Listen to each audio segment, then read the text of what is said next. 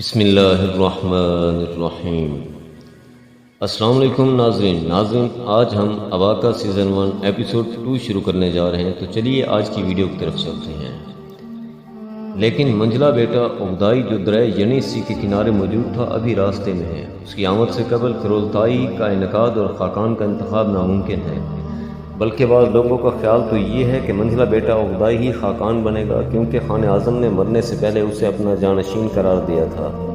اجنبی کو ان باتوں سے کوئی دلچسپی نہیں تھی، وہ ان سپاہیوں کی زبان سے صرف ایک نام سننا چاہتا تھا، وہ نام تھا سردار بوالی کا۔ مگر اس کی مراد پوری نہیں ہوئی، آخر وہ خود بول پڑا۔ اس نے سر جھکائے عام سے لہجے میں پوچھا، سردار بوالی آج کل کہاں ہے؟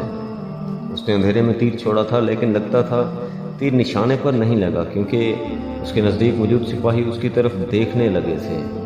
تم بوالی کی کمان میں نہیں ہو؟ ایک سپاہی نے اس کی طرف دیکھتے ہوئے کہا۔ نہیں، اجنبی نے مختصر سا جواب دیا۔ وہ سامنے یورت ہے سردار کا، اسی سپاہی نے کہا۔ اجنبی کے تن بدن میں سنسنی کی لہر دوڑ گئی، اسے لگا جیسے بازو پر کندھا تحریر جلنے لگی ہے۔ اسے قطعی امید نہیں تھی کہ وہ خان چغتائی کی فوج میں سے اتنی جلدی بوالی کو ڈھونڈ لے گا۔ سردار بوالی، اس کا رواں رواں جیسے للکارنے لگا۔ بظاہر وہ مطمئن انداز میں گوشت کے ٹکڑے چبا رہا تھا، لیکن کن اکھیوں سے دیکھ رہا تھا کہ اس کے نزدیک کھڑے افراد کچھ مشکوک نگاہوں سے اس کی طرف دیکھ رہے ہیں۔ ایک شخص نے مٹی کا بڑا سا برتن اس کی طرف بڑھاتے ہوئے کہا، لو پیو۔ اس نے برتن منہ کے قریب کیا، ایک بار پھر اسے وہی سڑاند آئی جو پرسوں رات جگ کے اندر سے آئی تھی۔ اس کا جی متلانے لگا۔ اس نے ایک نظر قریب کھڑے سپاہیوں کی طرف دیکھا، وہ اسی کی طرف متوجہ تھے۔ اس نے پیالہ ہونٹوں سے لگایا اور گٹا گٹ چڑھا گیا، حلق اور سینے میں جیسے چھریاں سی چل گئیں۔ کوشش کے باوجود وہ اپنی کھانسی نہ روک سکا۔ قریب کھڑے سپاہی نے پوچھا، خان اعظم کے لشکر کے نوجوان، تو نے کبھی شراب نہیں پی؟ اجنبی نے نگاہیں اٹھا کر اس کی طرف دیکھا۔ وہ دیکھ رہا تھا کہ اس کے گرد کھڑے افراد کی نگاہوں میں شک کی بجلیاں گوند رہی ہیں۔ چند گز کے فاصلے پر ایک دوسرا تاتاری گھڑ سوار بھی گہری نظروں سے اس کی طرف دیکھ رہا تھا۔ اجنبی نے دیکھا گھڑ سوار محافظ کے عقب میں کھڑے دو مسلح پیادوں کے ہاتھ اپنی تلواروں کی طرف بڑھ رہے ہیں۔ اس نے اطمینان سے پیالہ لکڑی کے تختے پر رکھ دیا، پھر آستین سے منہ پونچھا۔ اس کے سینے میں دہکتی ہوئی چنگاری جو بہت دیر سے دھوئیں دے رہی تھی، بھگ سے شعلے میں بدل گئی۔ ایک آگ تھی جو جسم کے جنگل میں پھیل رہی تھی، وہ اب اس آگ پر قابو نہیں پا سکتا تھا۔ یہ ناممکن تھا، ناممکن۔ اس نے ایک نظر سردار بوالی کی یورت کی طرف دیکھا، اس کے گلے کی رگیں ابھر آئیں، آنکھوں میں شفاف چمک لہرائی، پھر اس کا بھرپور گھونسا قریبی شخص کے چہرے پر پڑا۔ وہ شخص جیسے اسے اچھل کر چھکڑے کے اوپر گرا، شراب سے بھرے ہوئے جگ الٹ کر آگ کے الاؤ میں جا گرے۔ اجنبی بھاگ کھڑا ہوا، اس کے بھاگتی تتاریوں کے للکارے گونجے، وہ تلواریں سونت کر اس کے پیچھے لپکے۔ اجنبی نہایت تیزی سے خیموں کی بھول بھریوں میں گھس گیا، لیکن تعاقب کرنے والے نے اسے سردار بوالی کے خیمے کے عقب میں گھیر لیا۔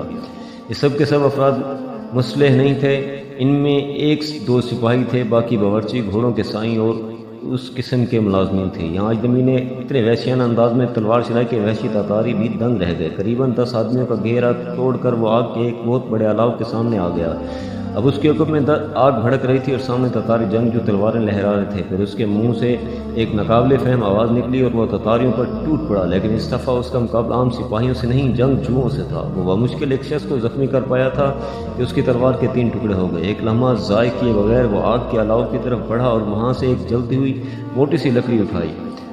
اب اس کے سامنے 4 جنگجو تھے، ایک کے مقابلے میں 4 تتاری۔ یہ صورتحال اب اس بات کا ثبوت تھی کہ تاتاری سپاہی لاشعوری طور پر اس اجنبی سے خوف زدہ ہو گئے تھے۔ اجنبی حیران کن دلیری سے تاتاری جنگجوؤں پر حملہ آور ہوا، اس کی پھرتی قابل داد تھی۔ چند لمحوں میں اس نے 2 سپاہیوں کو زمین چاٹنے پر مجبور کر دیا، لیکن اسی دوران اس کے ہاتھ میں پکڑی لکڑی تلوار کے ایک زوردار وار سے کٹ کر دور جا گری۔ اس نے لکڑی کا باقی حصہ پھینکا اور خالی ہاتھ دونوں تاتاریوں پر ٹوٹ پڑا۔ یہ مقابلہ دیکھنے کے لائق تھا۔ اجنبی کا جسم کسی مشین کی طرح چل رہا تھا، وہ نہتتا تھا، لیکن اس کے جسم کے ہر ایک حصہ ایک ہتھیار تھا۔ کہنیاں، گھٹنے، پاؤں، ہاتھ، ہر چیز تباہ گن تھی۔ تلوار کا ایک وار اس نے جھک کر بچایا، پھر جب وہ سیدھا ہوا تو اس کا گھٹنا بھرپور قوت سے مد مقابل کی ٹانکوں کے درمیانی حصے میں لگا۔ وہ تڑپ کر دوہرا ہو گیا اور اسی وقت اجنبی نے اسے بالوں سے پکڑ کر آگ میں دھکیل دیا۔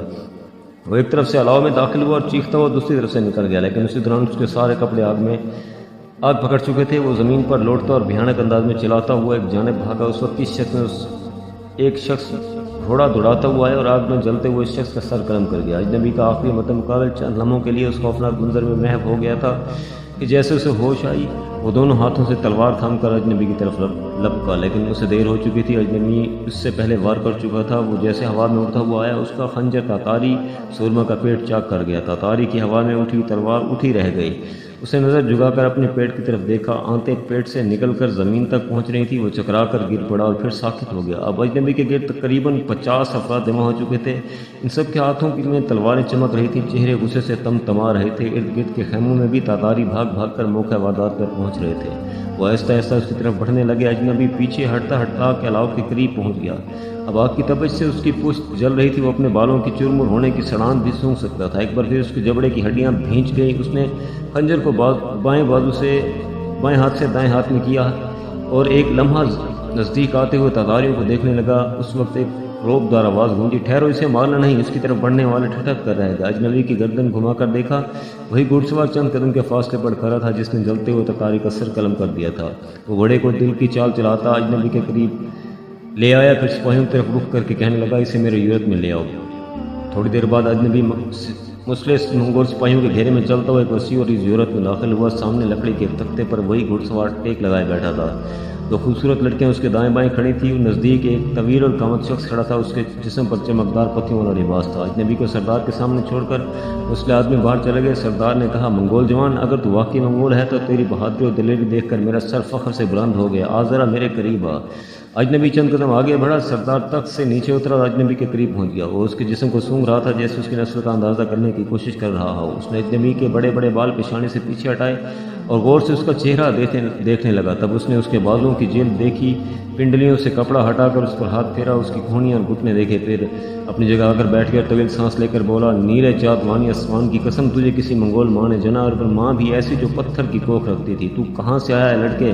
اجنبی خاموش رہا۔ سردار یورت کا چہرہ غصے سے تمتما اٹھا۔ وہ بولا، اجنبی، خاقان اعظم کا غلام خاص تجھ سے مخاطب ہے۔ سمرقند بخارا سے لے کر معلوم دینار کے آخری کناروں تک کسی میں اتنی ہمت نہیں کہ خاقان کے غلام کوئی بات پوچھے اس کا جواب نہ دیا جائے۔ اجنبی نے ایک نظر بوڑھے لیکن طاقتور سردار کی طرف دیکھا، پھر بولا، صحرائے گوبی کے اس پار کو التائی کے برف پوش دریاؤں سے آیا ہوں۔ میرا نام اباکا ہے۔ کس لیے آیا ہوں؟ روٹی کی تلاش میں۔ تم اب تک خاقان اعظم کے 6 جان نثاروں کو ہلاک کر چکے ہو، کیوں؟ روٹی کے لیے۔ خیمے میں ایک گھمبیر خاموشی چھا گئی۔ سردار یورک کی جگر پاش نگاہیں اس اجنبی کے چہرے پر مرکوز تھیں۔ وہ اس چھوٹے سے فکرے کی سچائی جاننے کے لیے کسی اتھاہ گہرائی میں اترا ہوا تھا۔ اس کے سزا جانتے ہو؟ بھوک کے علاوہ ہر سزا منظور ہے۔ سردار کچھ دیر خاموش رہا، پھر بولا، نوجوان، تیری گفتگو اور تیرا انداز مجھے پسند آیا۔ جادوانی آسمان کی قسم ہے، تجھے کبھی معاف نہ کرتا، لیکن خان اعظم کے بنائے ہوئے قانون میں تیرے جیسوں کے لیے گنجائش موجود ہے۔ بتا، کیا تو گھوڑے کی پشت پر بیٹھ کر خوبصورت شہر دولت کے ڈھیر اور دنیا کی حسین ترین عورتیں فتح کرنا چاہتا ہے؟ کیا غلے سے لدی ہوئی کھیتیاں اور رسیلے میوہ جات تجھے پسند ہیں؟ بول۔ ہاں، اجنبی کے منہ سے گھرہٹ آمیز آواز نکلی۔ سردار بولا، تیری طاقت اور جوان مردی اس بات کی متقاضی ہے کہ تجھے کسی دستے کا سالار بنا دیا جائے، لیکن ابھی تو خادم ہے۔ تیری منہ زور اور سب کچھ صلاحیتوں کو تربیت کے سانچے کی ضرورت ہے۔ میں تجھ کو ایک زبردست سپاہ گر شپا دیکھ رہا ہوں۔ کیا تو سپاہ گری سیکھے گا؟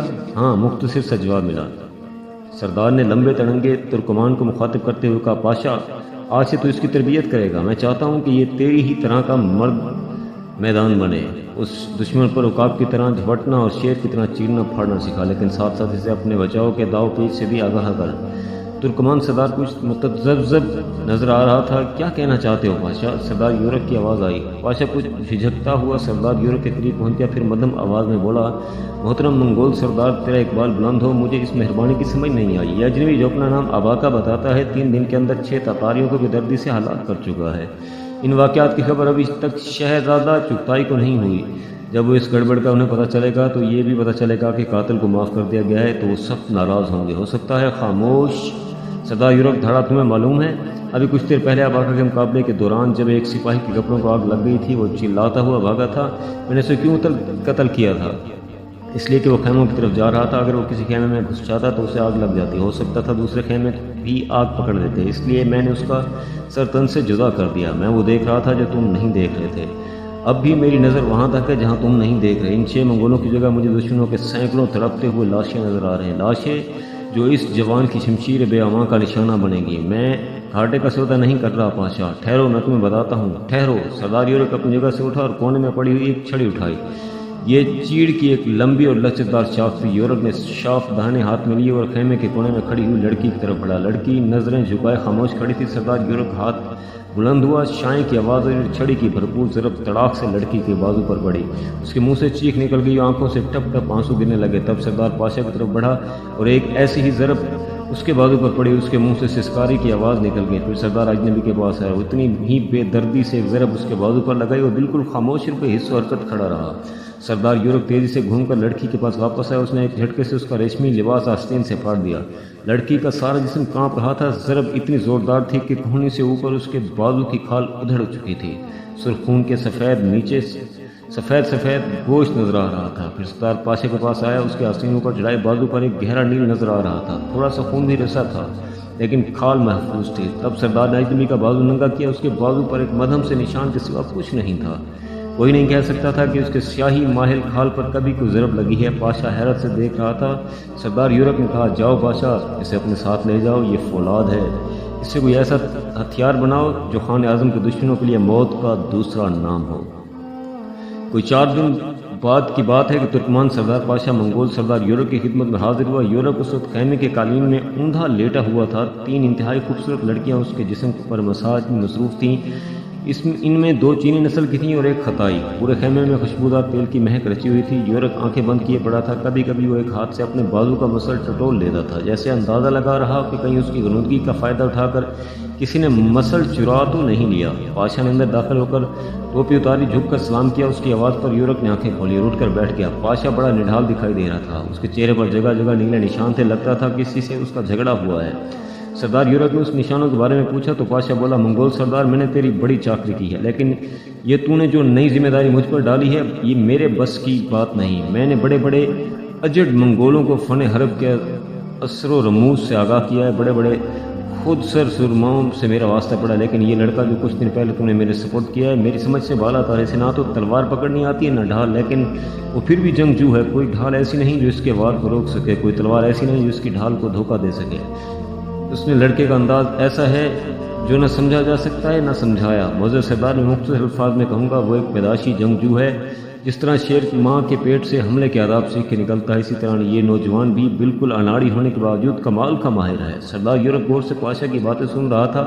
اس نے پاشا کے چہرے کی طرف اشارہ کرتے ہوئے کہا، میرا خیال ہے یہ بھی زخم تمہارے اس شاگرد کے لگائے ہوئے ہیں۔ پاشا قدرے خجالت سے بولا، منگول سردار، اس میں شاگردوں والی کوئی بات نہیں ہے۔ ابھی یہ باتیں ہو رہی تھیں کہ خیمے کے باہر سے کسی نے اندر آنے کی اجازت طلب کی۔ سردار یورک نے آنے کی اجازت دی۔ 6 مسلح سپاہی اندر گھس آئے۔ انہوں نے سردار یورک سے کہا، خان محترم چغتائی کے حکم پر ہم آپ کو گرفتار کرنے آئے ہیں۔ سردار یورک کی آنکھیں حیرت سے اگل پڑیں۔ وہ ایک وسیع و عریض خیمہ تھا۔ سردار یورک کی خیمے کی نسبت یہ کہیں زیادہ بڑا اور خوبصورت تھا۔ اس کے خیمے میں کسی محل جیسی شان پائی جاتی تھی۔ فرش پر دویزہ ایرانی قلین بچھے ہوئے تھے، دیواریں نفیس سمور کی تھیں۔ خیمے کے وسط میں لکڑی کا ایک خوبصورت تخت رکھا تھا۔ یہ تخت ایک عام آدمی کے قد سے دگنا لمبا چوڑا تھا۔ زمین سے اس کی بلندی قریباً 1 فٹ ہاتھ رہی ہوگی۔ اس کے پایوں پر سونے چاندی کے پترے چڑھے ہوئے تھے۔ تخت پر جو شخص نیم دراز تھا وہ خان اعظم چنگیز خان کا سب سے بڑا بیٹا چغتائی تھا۔ اس وقت اس کی آنکھیں غصے سے انگارہ ہو رہی تھی۔ خیمے میں موجود ہر شخص سہما ہوتا۔ سردار یورک رسیوں سے بندھا چغتائی کے سامنے کھڑا تھا۔ ایک دوسرے کونے میں اجنبی اباکا موجود تھا، اس کا جسم بھی رسیوں میں جکڑا ہوا تھا۔ مسلح پہرے دار ننگی تلواریں لیے دونوں کے عقب میں تھے۔ سردار یورک کہہ رہا تھا، خان محترم، غلام اپنا قصور مانتا ہے، 6 جان نثاروں کا خون بہت بڑی بات ہے، مجھے یہ معاملہ آپ کے حضور پیش کرنا چاہیے تھا، لیکن خاموش۔ خان چغتائی دھاڑا۔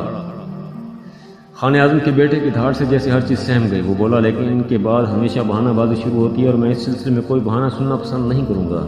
خان اعظم کا یاسا ہر ایک کے لیے یکساں ہے۔ یورک، تم نے 6 منگولوں کے قاتل کو نہ صرف معاف کیا بلکہ اسے پناہ بھی دی۔ میں نہیں سمجھتا کہ تمہیں زندہ رہنا چاہیے۔ پھر وہ سپاہیوں سے بولا، لے جاؤ ان دونوں کو اور بھوکے کتوں کے آگے ڈال دو۔ حکم کی دیر تھی۔ مسلح آدمی آگے بڑھے۔ انہوں نے سردار یورک کے سر سے ٹوپی اور کمر سے پیٹی اتار لی۔ پھر اباکا اور سردار یورک کو دھکیلتے ہوئے خیمے سے باہر لے چلے۔ ٹھہرو، خان چغتائی کی آواز آئی۔ ایک لمحے کے لیے سردار یورک کی بجھی ہوئی آنکھوں میں روشنی نظر آئی۔ شاید وہ سمجھ رہا تھا کہ خان چغتائی نے اپنے فیصلے پر نظر ثانی کی ہے، لیکن فوراً ہی اس کی خوش فہمی دور ہو گئی۔ خان چغتائی نے کہا، ان دونوں کو باری باری کتوں کے سامنے پھینکا جائے تاکہ دیکھنے والے کچھ دیر لطف اندوز ہو سکیں اور پہلے لڑکے کی سزا پر عمل درآمد کیا جائے۔ مسلح آدمی نے انہیں تلواروں سے टहू के दिए सरदार यूरोप की गर्दन झुकी हुई थी, चेहरा जर्द हो रहा था। खेमे से कुछ फासले पर एक बहुत बड़ा गड्ढा था। गड्ढे का फर्श बिल्कुल हमवार था, उसकी गहराई एक आम आदमी के कद से 1.5 गुना थी। लगता था जैसे कोई खुश्क तालाब हो। उस गड्ढे में 6 अदद खौफनाक जबड़ों वाले कुत्ते बेचैनी से चक्कर लगा रहे थे। गड्ढे के गिर्द बहुत से लोग जमा थे, मजीद लोग तेजी से उस तरफ आ रहे थे। एक शख्स ने आगे बढ़कर अबाका के सर पर कोई चीज़ अंडेल दी। ये घोड़ी का जमा हुआ दूध था। फिर उससे पहले कि वो कुछ समझता, उसे हुक्म से ज़ोरदार धक्का पड़ा और वो जैसे हवा में उड़ता हुआ गड्ढे में जा गिरा।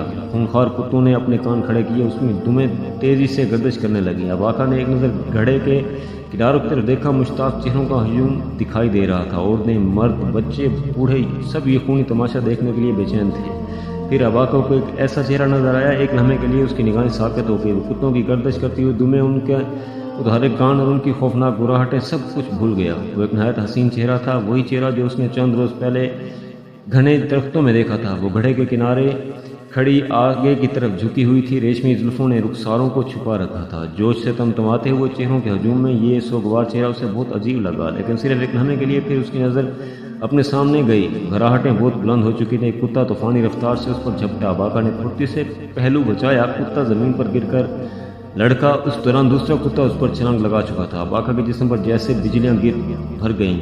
उसने कुत्ते के मुंह पर एक सन्नाटे का थप्पड़ रसीद किया। वो हवा में कलाबाजी खाकर गड्ढे की दीवार के पास जा गिरा। तीसरे कुत्ते के पेट में अबाका ने पाँव का जोरदार ठोकर लगाई और चौथे को अगली टांग से पकड़कर घुमा दिया।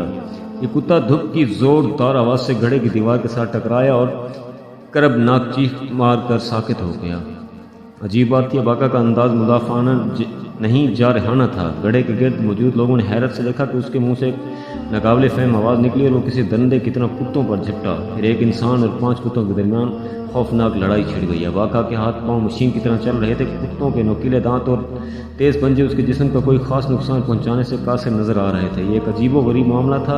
एक कुत्ते ने अबाका का हाथ जबड़ों में जकड़ रखा था, जबकि एक कुत्ते की शहरग में अबाका ने अपने दांत गाड़ रखे थे। चंद ही लम्हे बाद अबाका ने कुत्ते का नरखरा उधेड़ कर रख दिया। बाकी 4 कुत्ते अभी भी उससे लिपटे हुए थे। वो उनके साथ लड़खड़ियाँ खाता हुआ गड्ढे की दीवार के बिल्कुल करीब पहुंच चुका था। फिर तमाशाइयों ने एक और हैरत अंगेज मंजर देखा। अबाका अचानक अपने ऊपर पाँव पर उछला और किनारे पर बैठे हुए एक सिपाही के हाथ से तलवार छीन ली। वो सिपाही गड्ढे में गिरते गिरते बचा। चारों कुत्ते खौफनाक अंदाज में गुर्रा रहे थे और अबाका वहशियाना अंदाज से तलवार को चारों तरफ गर्दिश दे रहा था। किनारे पर खड़े सिपाही ने अपने तीर कमान सीधे कर ली, लेकिन उस वक्त खान चुगताई की आवाज़ गूंजी, ठहरो। वो अभी अभी आया था और बड़ी दिलचस्पी से ये तमाशा देख रहा था। गड्ढे के अंदर सूरत हाल अक्सर बदल चुकी थी। अबाका ने कुत्ते की अगली दोनों टांगें काट दी थी और बाकी तीनों कुत्ते हमला करने की बजाय गड्ढे की दीवारों के साथ लगे भौंक रहे थे। चंद लम्हों के अंदर अबाका ने तीनों खूंखार कुत्तों को तहते कर डाला। चारों तरफ गंभीर खामोशी छाई हुई थी। फिर उसने खामोशी में ताली की आवाज़ सुनाई दी। खान चुगताई गड्ढे के किनारे खड़ा अबाका को दाद दे रहा था। करीबी सरदार यूरक रस्सियों से बंधा खड़ा था। चुगताई बोला, यूरक, इसलिए मैंने तुम्हें बाद में हलाक करने का हुक्म दिया था। इस अजनबी का मज़ा दरअसल इसका इम्तिहान भी था। उसकी कामयाबी ने तुम्हारी ज़िंदगी बचा ली। यूरक कांपते हुए जिस्म के साथ खान चुगताई के सामने सजदे में गिर पड़ा।